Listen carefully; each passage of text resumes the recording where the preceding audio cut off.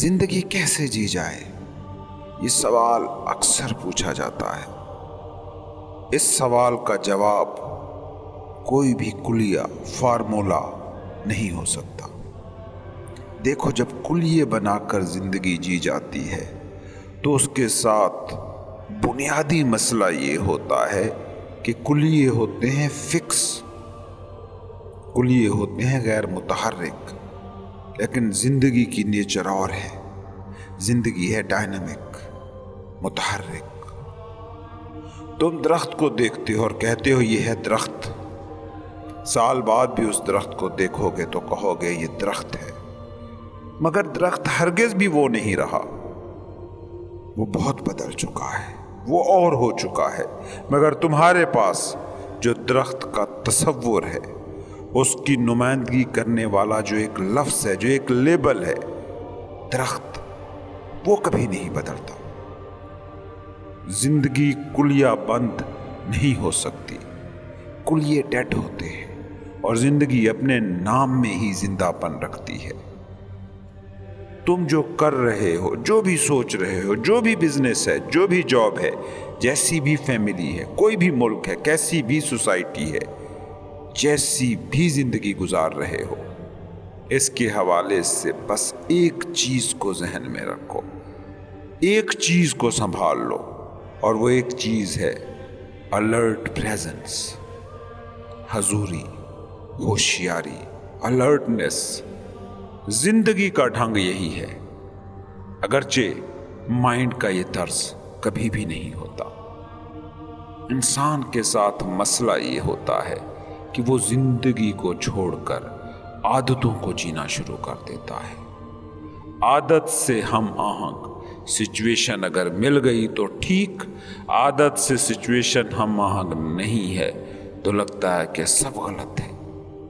جب انسان الرٹ رہ کر جینا شروع کرتا ہے تو اس میں جو چیز پیدا ہوتی ہے اس کا نام ہے سمارٹنس، اس کا نام ہے سمجھ، اس کا نام ہے انڈرسٹینڈنگ۔ وہ حقیقی حتمی ذہانت ہے۔ صرف انٹلیکٹ، صرف میموری کی بنیاد پر اچھی زندگی جی پانا ناممکن ہے، کیونکہ میموری اور انٹلیکٹ ہمیشہ ماضی کی چیزیں ہوتی ہیں، جبکہ زندگی ہر پل نئی ہوتی ہے۔ جب یہ سمارٹنس تم میں پیدا ہوتی ہے تو تمہارا پورا وجود بدل جاتا ہے، تمہاری ایگزسٹنس بدل کر زندگی سے ہم آہنگ ہو جاتی ہے۔ پھر تمہیں ہر قدم پر سوچنا نہیں پڑتا کہ یہاں کیا کرنا صحیح ہے اور یہاں کیا کرنا غلط۔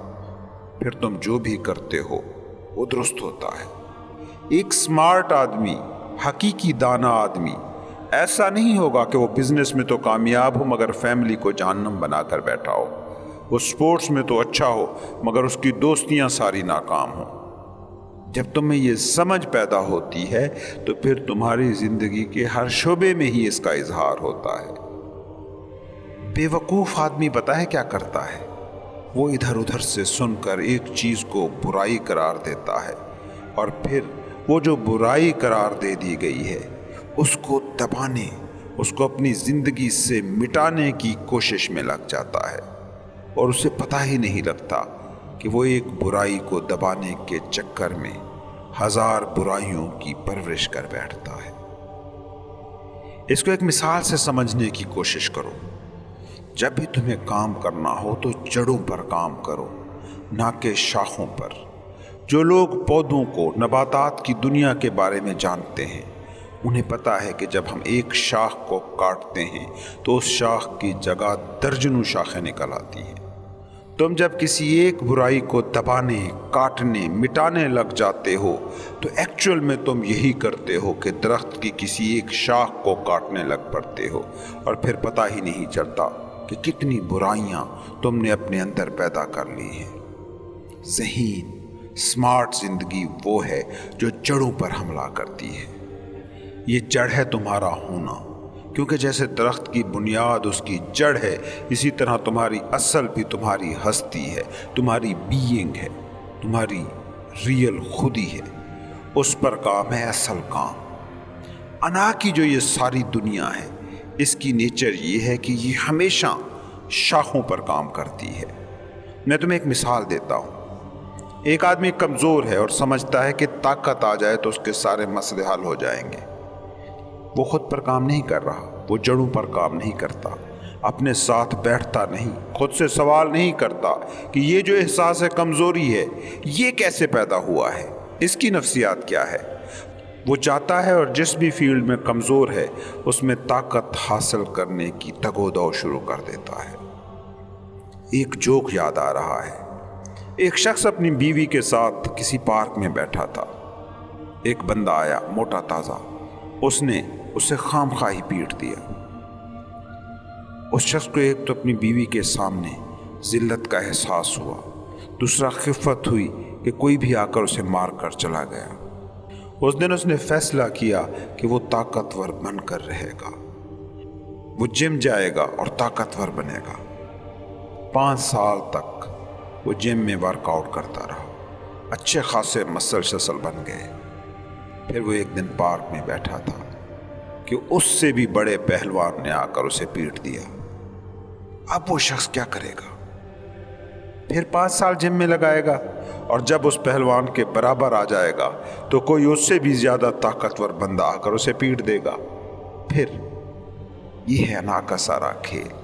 انا کا سارا کھیل اسی سکیم پر چلتا ہے۔ غور سے دیکھو، غربت کے ہاتھوں پریشان بندہ سوچتا ہے کہ پیسہ آ جائے تو اس کا سارا مسئلہ حل ہو جائے گا، مگر سوچو وہ دوڑ آخر ختم کہاں ہوگی؟ وہ کروڑ پتی بھی بن جائے گا تو اس کی نفسیات تو وہی ہوگی جو تب اس کی تھی جب اس کی جیب خالی تھی۔ وہ پھر کسی ارب پتی کو دیکھے گا، اس کو دیکھ کر احساس قلت کا شکار ہوگا اور ارب پتی بننا چاہے گا۔ یہ دوڑ کبھی ختم نہیں ہو سکتی، اور یہی انا کا سارا سراب ہے۔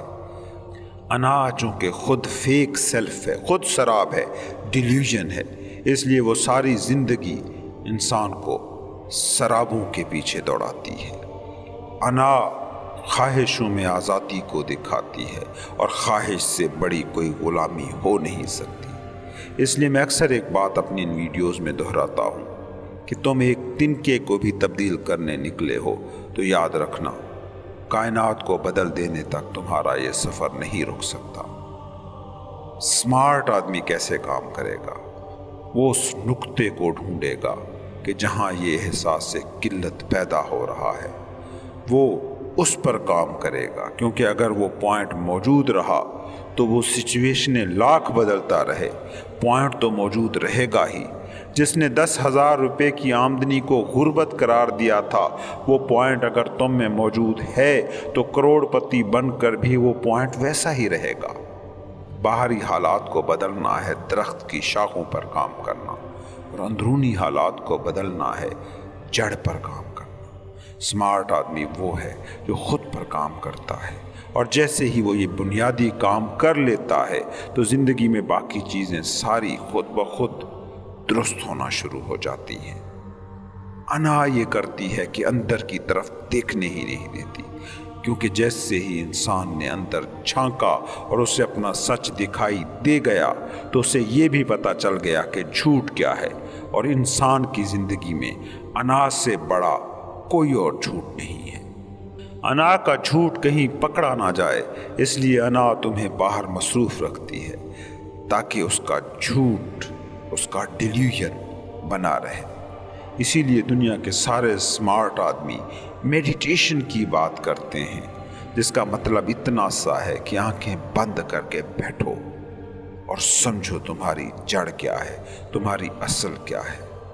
جس وقت تم خود کے ساتھ بیٹھنا سیکھ گئے تو وہ انقلاب جو تم زندگی میں چاہتے ہو وہ سمجھو ہو گیا، اور یہ ایسا مزے کا انقلاب ہے کہ باہر ایک دن کا بدلے بنا سب کچھ بدل جاتا ہے۔ کیسے خود تک پہنچوں؟ کیسے خود کو جانوں؟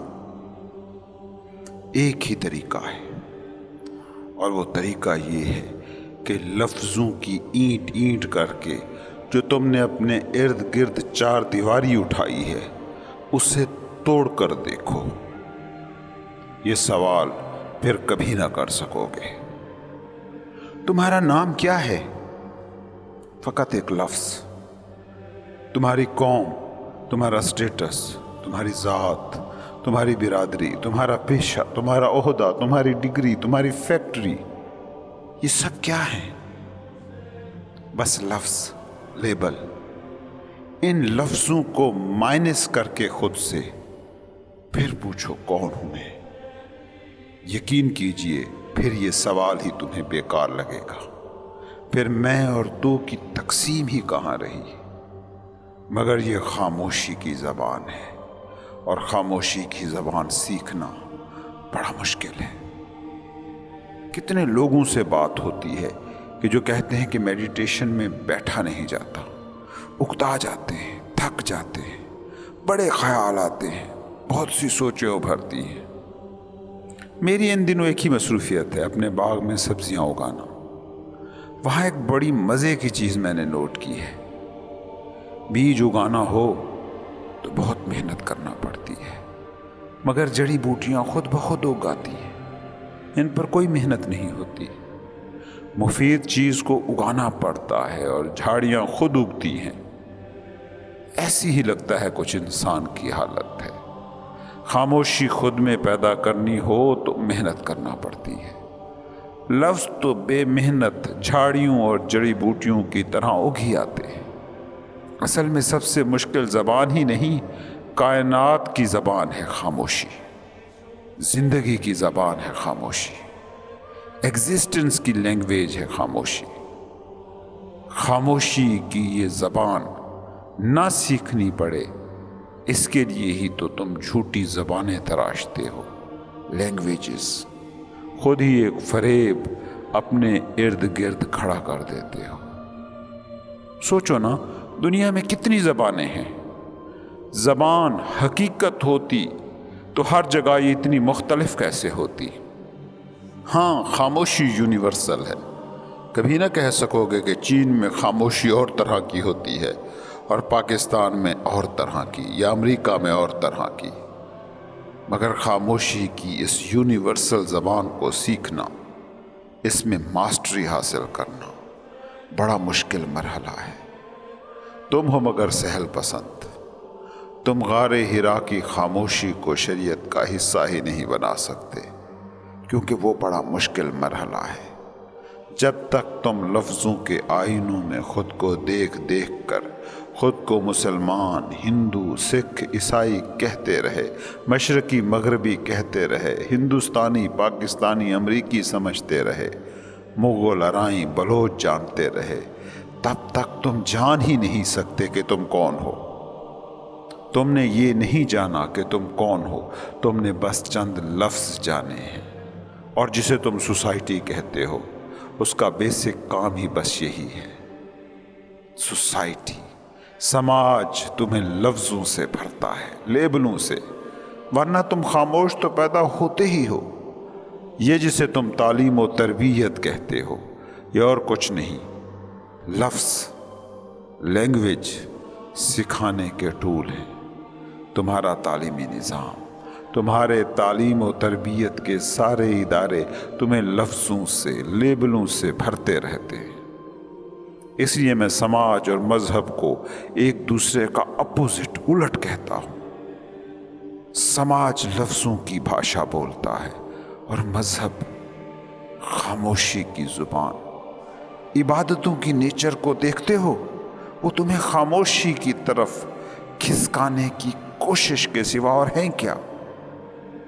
سماج اور مذہب کا بیسک فرق اتنا سا ہی ہے۔ سماج تمہیں لفظوں، لیبلوں سے بھرتا ہے، اور مذہب تمہیں لفظوں، لیبلوں سے اوپر اٹھاتا ہے۔ اس نکتے کو سمجھے بنا مذہب نہیں سمجھا جا سکتا۔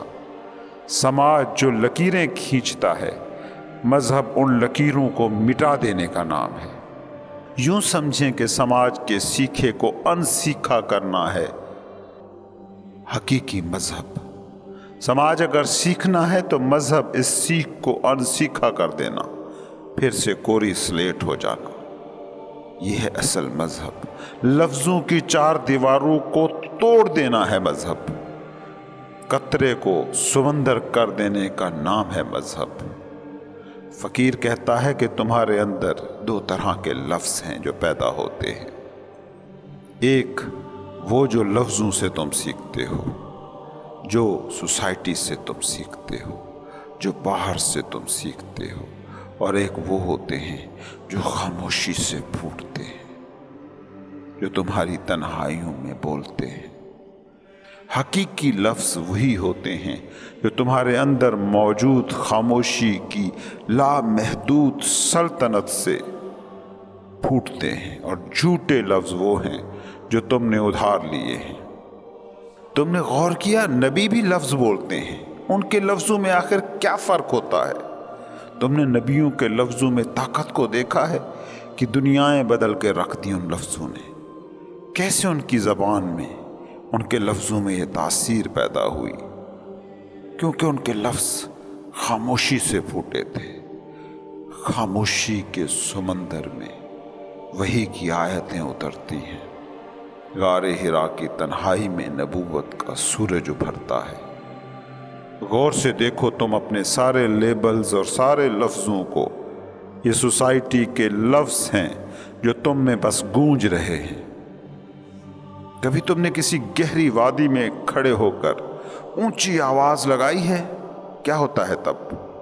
تمہاری ہی آواز کی گونج پہاڑ کی چوٹیاں تمہیں واپس کر دیتی ہیں۔ یہ گونج، اس کے لفظ غیر حقیقی ہیں۔ گھاٹی سے 400 آوازیں تو گونجی، مگر ان کا کوئی مطلب ہی نہیں۔ تم وہی وادی ہو جس میں سماج کی آوازیں چیخ رہی ہیں، یہ تمہاری آوازیں نہیں ہیں۔ جب تم کہتے ہو کہ میرا نام یہ ہے، تو کیا کبھی یہ سوچتے ہو یہ نام تم سے کبھی نہیں نکلا؟ یہ نام تو تمہیں گھر والوں نے دیا۔ جب تم کہتے ہو یہ تمہارا عہدہ ہے، یہ تمہارا پیشہ ہے، سوچو کون بول رہا ہے، تم یا سماج؟ تم ہو وہ گھاٹی جو پہاڑوں کی اس مردہ آواز کو بس دہرائے چلی جا رہی ہے۔ گھاٹی وہی لوٹاتی ہے جو سماج اس کی طرف پھینکتا ہے۔ یہ ہندوستانی پاکستانی سے نفرت کرتا ہے، پاکستانی ہندوستانی سے، ہندو مسلمان سے، مسلمان ہندو سے، عیسائی مسلمانوں سے، مسلمان عیسائیوں سے۔ یہ نفرت کیا تمہاری آواز ہے؟ یہ نفرت کیا تم کو ماں کی کوکھ سے ملی تھی؟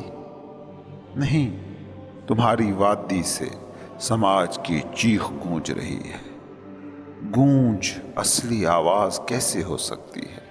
اگر سماج کے لفظ تم میں گونج رہے ہیں تو سمجھو کہ تم کچھ نہیں ہو، بس ایک گونج ہو، ایک ریفلیکٹر، اور اس گونج کو ہی تم نے اپنی آواز مان لیا ہے۔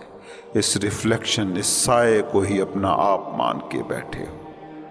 تمہاری آواز، تمہارے لفظ وہ نہیں جو باہر سے تمہارے اندر گھسائے گئے، بلکہ تمہاری آواز وہ ہے جو اندر سے باہر آتی ہے۔ حتمی سچ کو جان لینے کے بعد ہی تمہیں اپنی آواز مل سکتی ہے، اور کوئی راستہ نہیں ہے۔ تم جب وادی میں کھڑے ہو کر چیختے ہو تو جو اس سے گونج پیدا ہوتی ہے، اس گونج، ان لفظوں کو کیا تم کوئی اہمیت دیتے ہو؟ نہیں، کیونکہ جانتے ہو کہ یہ اصلی نہیں ہے، اور یہ حقیقت تمہارے اندر کوئی ہے جو جانتا ہے۔ اس لیے تو تم مولویوں، پنڈتوں، پروہتوں کی آوازیں، ان کے واز سنتے بھی ہو، ان کو لاکھ عزتیں دیتے ہو، تعریفوں کے پل باندھتے ہو، غزالی زماں، شیریں زباں، فقیہ العصر، ہزار خطابات دیتے ہو، مگر ان کے لفظ تم میں جا کر تمہارا حصہ نہیں بن پاتے۔ تم ان کے واز سن کر متشدد ہو سکتے ہو، ہتھیار اٹھا سکتے ہو، پیسفل نہیں ہو سکتے۔ جو لفظ اندر سے باہر نکلتا ہے، سماج کے دیے گئے لفظوں کی گونج سے جو پیدا نہیں ہوتا، جو تمہارے باطن کی خاموشی سے پھوٹتا ہے، وہ سننے والے کو سکون دے جاتا ہے، بے چینی پیدا نہیں کرتا۔ کبھی غور سے سننا اپنے مولویوں، پنڈتوں کی باتیں، تمہیں مسلسل بے چین کرتی ہیں۔ ان کے لفظ سنے، ہائے ہم لٹ گئے، ہائے ہم کیا تھے کیا رہ گئے، ہائے ہماری قوم کا کیا حال ہو گیا۔ کیسی بے چینی پیدا کرتے ہیں ان کے واز، کیسے مجروح انسان تخلیق کرتی ہیں ان کی تقریریں۔ بے چینی سے نکلے لفظ چین تخلیق کریں تو کیسے، بے سکونی کی کوکھ سے نکلی آوازیں امن کی بانسری بنے تو کیسے۔ اور تم کبھی کسی فقیر، کسی حقیقی گرو کے پاس بیٹھو، کسی ایسے کے پاس کہ جس کے لفظ اس کے اندر کی خاموشی، اس کے باطن کے سکون سے، اس کی تہ میں موجود سکوت سے نکل رہے ہوں۔ لمحہ بھر کو ہی صحیح اس کے لفظ تمہیں کیسے پرسکون کر دیتے ہیں۔ تم نے اگر کسی ایسے شخص سے کچھ سنا ہے کہ جس نے واقعی جانا ہے تو اس کے لفظوں میں جو تمہیں ملے گا وہ لفظوں سے کچھ زیادہ ہوگا۔ اس کے لفظوں کے ارد گرد لپٹا خلا بھی تمہیں ملے گا۔ وہ لفظ خدا بولے گا تو اس لفظ کے ارد گرد خدا کے احساس کی خاموشی بھی کچھ تم تک ضرور پہنچے گی۔ اس کے لفظوں میں ایک ایسی مٹھاس ہوگی جو اس دنیا کی نہیں ہوگی، جس دنیا کو تم دنیا جانتے ہو۔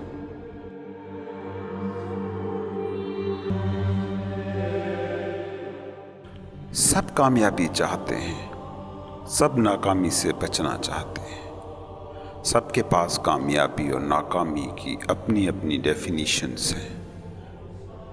میں بس اتنا کہتا ہوں کہ تمہاری ناکامی اور کامیابی کیا ہے، اس کو جاننے سے پہلے اسے جانو جس کی یہ کامیابی اور ناکامی ہے۔ پہلے خود کو جانو۔ تمہاری کامیابی اور ناکامی کی ساری ڈیفینیشنز خود ہی بدل جائیں گی۔ خود اپنی نیچر کے بارے میں پہلے جانو۔ جیت اور ہار، ناکامی اور کامیابی کا سوال تب اٹھاؤ جب تمہیں یہ معلوم ہو کہ تم کیا ہو۔ کیا تمہیں اپنے زندہ ہونے کا احساس ہے؟ کیا تمہیں اپنی بینگ کا احساس ہے؟ کیا تم کبھی یہ محسوس کرتے ہو کہ you are a piece of life? زندگی کا معجزہ ہو تم ہار یا جیت نہیں ہو، تم فتح یا شکست نہیں ہو، تم زندگی ہو، لائف ان اٹ سیلف۔ کیا اس سینسیشن سے آگاہ ہو جسے لائف سینسیشن کہیں؟ زندگی کو زندگی کے تھاٹس کے ساتھ کنفیوز مت کرو۔ ایک چیز ہے تمہارا ہونا، یور ایگزسٹنس، یور بینگ، اور ایک ہے تمہاری سوچ کہ تم ہو، تھاٹس اباؤٹ لائف۔ اس میں فرق جانو۔ تمہارا ہونا اور یہ خیال کہ تم ہو، یہ دو مختلف چیزیں ہیں۔ تمہارا ہونا کل ہونے کا عکس ہے۔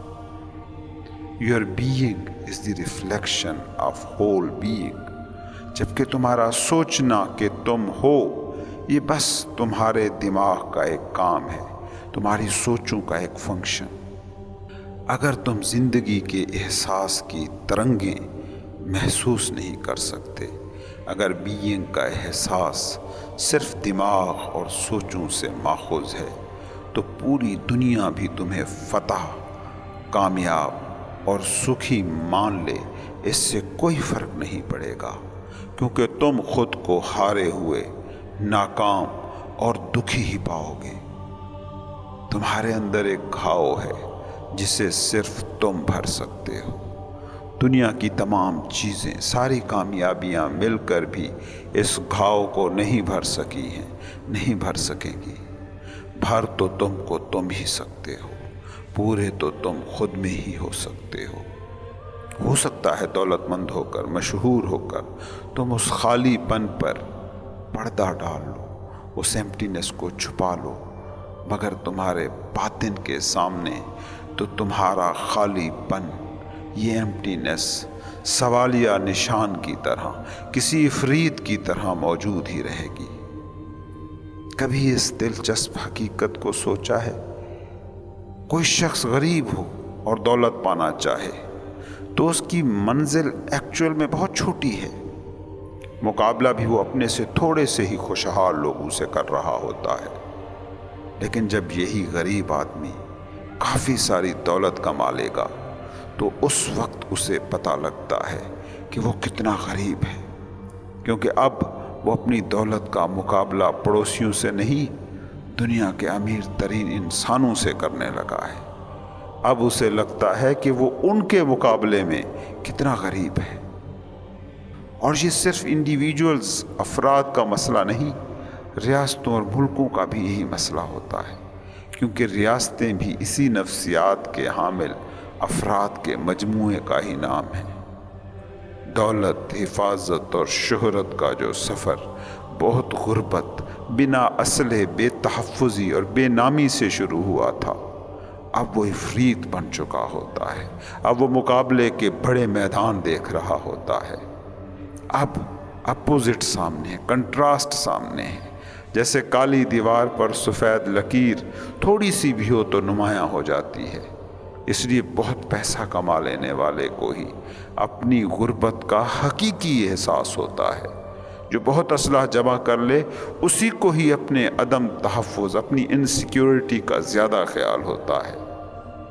تم لوگوں نے ایک ایسی دوڑنے کی ٹھان لی ہے جس میں جیت ناممکن ہے، لیکن اس چکر میں تم نوع انسانی کو ہی نہیں، تمام انواع کو خطرے میں ڈالے بیٹھے ہو۔ تم نے زندگی کو جنگ بنا دیا۔ تم ہر کام میں مقصد ڈھونڈنے لگے، ہر کام کو سٹیپ سمجھتے ہو، ہر پل کو اگلے کسی لمحے کے لیے سیڑھی سمجھتے ہو۔ آگے بڑھنے کا ایک قدم، جیت کی طرف ایک اور قدم، کامیابی کی طرف ایک اور قدم۔ سوچو، تم زیادہ خوش ہو یا بچے زیادہ خوش ہیں جن کا یہ پل کسی اگلے پل کے لیے نہیں ہوتا؟ بچے زیادہ خوش ہوتے ہیں کہ وہ زندگی کو کھیل سمجھتے ہیں، سارا دن کھیلتے ہیں، مگر اس کھیل کا کوئی مقصد نہیں ہوتا۔ یہ بڑے، یہ والدین انہیں سمجھاتے تھک جاتے ہیں کہ بیٹا وقت ضائع مت کرو، کچھ کر لو، پڑھ لو، کچھ بن جاؤ۔ بھئی وہ کر ہی رہے ہیں، وہ زندگی کی کتاب کو پڑھ رہے ہیں، وہ بنے ہی ہوئے ہیں، وہ اپنے آپ میں ہی مکمل ہیں۔ انہیں ان بننے کے لیے کچھ کرنے کی، کچھ ہونے کی ضرورت نہیں ہے۔ وہ ہیں، اور ہونے کے کھیل کا کیا مقصد؟ بچوں کو جب والدین کہتے ہیں کہ کھیلو مت، پڑھو، وقت ضائع مت کرو، تو انہیں والدین کی لاجک سمجھ میں ہی نہیں آتی، کیونکہ وہ فطری طور پر نیچر کے سرٹیفائیڈ پڑھے لکھے ہوتے ہیں۔ وہ جانتے ہیں کہ ہونا کافی ہے، ہونے کے لیے کچھ خاص کرنا، کہیں جانا، آگے بڑھنا ضروری نہیں ہے۔ اسی لیے سیانے کہتے ہیں کہ زندگی سیکھنی ہے تو بچوں سے سیکھو، بڑوں کے پاس مت جاؤ زندگی سیکھنے۔ ہاں، ڈاکٹری، وکالت، پلمبری سیکھنے چلے جاؤ بڑوں کے پاس، اخلاق، الہیات چاہے سیکھنے چلے جاؤ پنڈتوں کے پاس، مگر زندگی سیکھنے کے لیے بچوں کے پاس جاؤ، یا پھر ان کے پاس جو بڑے تو ہیں مگر بچوں جیسے ہیں۔ یہ جو تم کہتے ہو نا کہ تم ناکام ہو، تمہیں کامیابی چاہیے، تم زوال میں ڈوبے ہو، عروج چاہیے، تم ہارے ہوئے ہو، جیت چاہیے، یہ چاہت ہی تمہارا دکھ ہے، یہ خواہش ہی تمہارا زوال ہے، یہی دماغ کے اندھیرے کمرے میں بنی گئی سازشیں ہی تمہارا B P, sugar, heart attack اور کینسر ہے۔ تم نے زندگی کو جنگ سمجھ لیا اور خود زرہ بختر سپاہی بنے پھر رہے ہو، ہر وقت خطرے کو سونگتے پھرتے ہو کہ کہیں کوئی گھات لگا کر تو نہیں بیٹھا، کہیں کوئی حملہ آور تو نہیں چھپا بیٹھا۔ تم سوچتے ہو تم لوگوں سے لڑ رہے ہو، سچویشن سے لڑ رہے ہو، نہیں، تم زندگی سے لڑ رہے ہو، کسی اور کے ہونے سے لڑ رہے ہو۔ اپنے ہونے سے زیادہ تو تمہیں دوسرے کے ہونے کا احساس ہے، اس لیے دوسرے تمہاری زندگی کی لگامیں سنبھال کے بیٹھے ہیں۔ میں تمہیں ایک بات بتاؤں، جو لڑ کے گرتا ہے وہ دوبارہ اٹھنے کی صلاحیت کھو دیتا ہے، کیونکہ جو لڑ کے گرتا ہے اس کی وہ جڑیں ہی ٹوٹ جاتی ہیں جو اسے پھر اٹھا سکتی تھی۔ آندھی چلتی ہے تو بڑے درخت انا کے ہمالیہ پر بیٹھے دیو پیکر شجر ٹوٹ کر گرتے ہیں، مگر یہی آندھیاں چھوٹے پودوں کو بھی جھکاتی ہیں، سر نگوں کرتی ہیں، زمین سے ملا دیتی ہیں، مگر وہ لڑ کے نہیں جھکتے۔ जीत की कोशिश में नहीं ज़मीन को गले से लगाते, बल्कि तूफ़ान को रास्ता देने के लिए झुक जाते हैं। वो आजिज़ी से झुकते हैं, वो सरेंडर में झुकते हैं, इसलिए दोबारा उठाते हैं क्योंकि उनकी जड़ें नहीं टूटती। और जब तूफ़ान आंधी गुजर जाते हैं तो वही ज़मीन से लगे छोटे पौधे अगले दिन फिर खड़े मुस्कुरा रहे होते हैं, झूल रहे होते हैं, वैसे के वैसे ज़िंदा, बल्कि पहले से भी ज़्यादा ज़िंदा, पहले से भी ज़्यादा खुश। ये आंधी के सामने सरापा तस्लीम हो जाना इन्हें और भी ज़िंदा कर जाता है। ये आंधी जाते हुए उनकी धूल मट्टी भी उड़ा कर ले जाती है, उन्हें और फ्रेश कर जाती है। ये आंधी तो गोया उनके लिए गौसले सेहत बन जाती है। वो आंधी जो बड़े दरख्तों की दुश्मन साबित हुई, इनकी दोस्त साबित हो गई। ये तूफ़ान इन्हें ज़िंदगी के कुछ और रंगों से आशना कर गया, ज़िंदगी के कुछ और मानी बता गया। क्यों? क्योंकि तूफ़ान उनके लिए चैलेंज नहीं था, मुकाबला नहीं था, बस ज़िंदगी का एक मोड़ था। और अब आंधी जा चुकी है और छोटे पौधे अपनी जगह पर खड़े हैं, और भी ज़्यादा शिद्दत के साथ, ताकत के साथ खड़े हैं।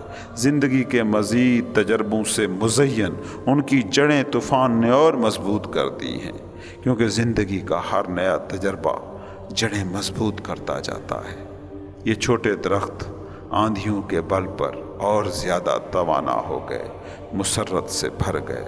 तूफ़ान इनका कुछ बिगाड़ ना पाया और चला गया। इसीलिए फ़कीर कहता है, तहफ़्फ़ुज़ चाहते हो तो झुकना सीखो, जीत चाहते हो तो आजिज़ी सीखो, कामयाबी चाहते हो तो तस्लीम और रज़ा को गले से लगा लो।